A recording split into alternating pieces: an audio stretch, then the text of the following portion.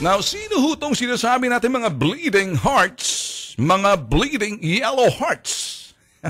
Sila ho yung kumukontra sa sistema, hindi pa nakakaupo yung mama.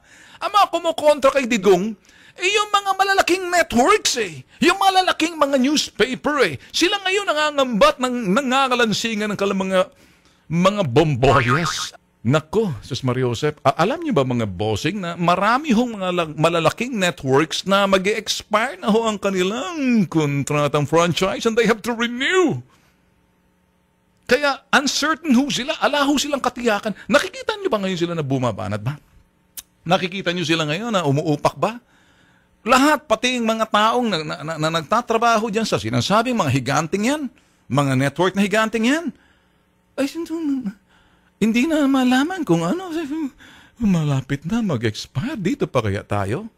Well, you have only yourself to be blamed and may karapatan din kayo na medyo magkaroon ng pag-aalinlangan at walang katiyakan dahil ginamit naman kayo ng inyong mga network hindi ba? Alam nyo kasi pag binigyan kayo ng prangkisa para mag-operate kayo ng mga malalaking network dyan, katumbas niya na yung responsibilidad. Ay yung prangkisa na yan, hindi ho pribilehiyo yan, hindi karapatan. Yung pribilehiyong katumbas ng responsibilidad na magbigay kayo ng magagandang programa, balita na tuwid na hindi tuwad. Ang mga balita kasi ninyo kung minsan tuwad Tulad ng sinasabing tuwad na daan. Kung kaya't mga bleeding yellow hearts ang tawag ko sa inyo, buti nga sa inyo. Natatauhan ba kayo ngayon? Nagkakalansingan yung mga bombolis ng mga bossing ninyo, hindi nyo malaman kung saan ba kami pupunta ngayon.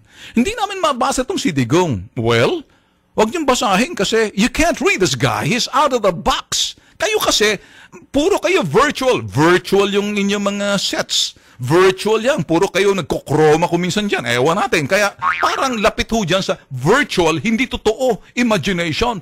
O yung mga set ninyo dyan na magaganda, virtual kasi. Panahon na para magbago kayo. So, eto ho ngayon yung mga sinasabi ho natin kinakabahan. Ba't ho sila kinakabahan? Well, listen to what I'm gonna say.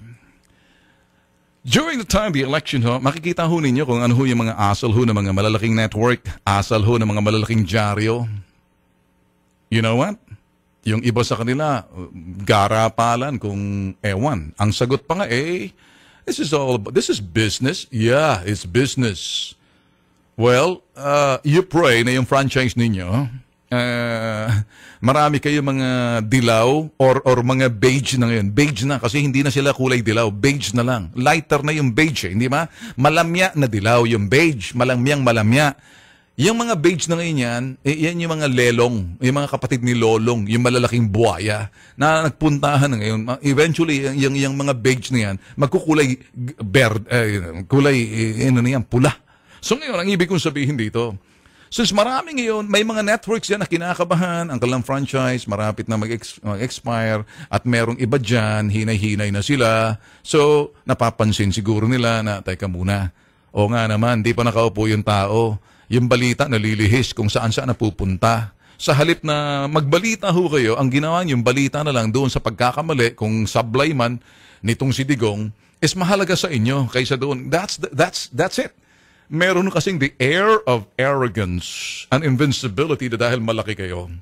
Now, you watch out.